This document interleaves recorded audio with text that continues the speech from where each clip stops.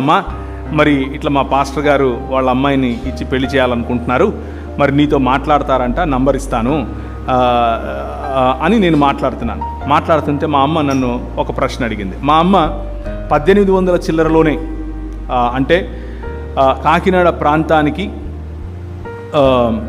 Canada కదా ఇది, కాకినాడ ప్రాంతానికి కెనడా నుంచి మిషనరీలు వచ్చిన సమయం 1799లో విశాఖపట్నం ప్రాంతంలోనికి మొట్టమొదటిసారిగా మనకు మిషనరీలు వచ్చారు. 1799కి ముందు కూడా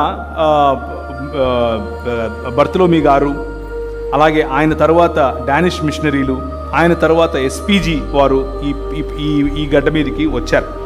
రాయలసీమ మాది కడప, ఆ ఊళ్ళకు 1800 చిల్లరలోనే మిషనరీ సేవలు వచ్చాయి.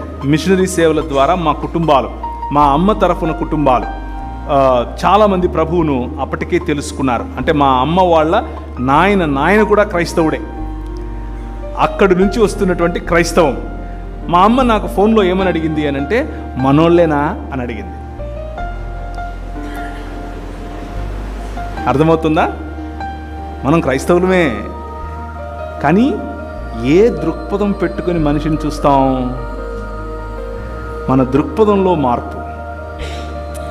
ఏ దృక్పథం పెట్టుకుంటే మనిషి మనకు మనిషిగా మనవాడుగా కనిపిస్తాడు అనేది ప్రశ్న.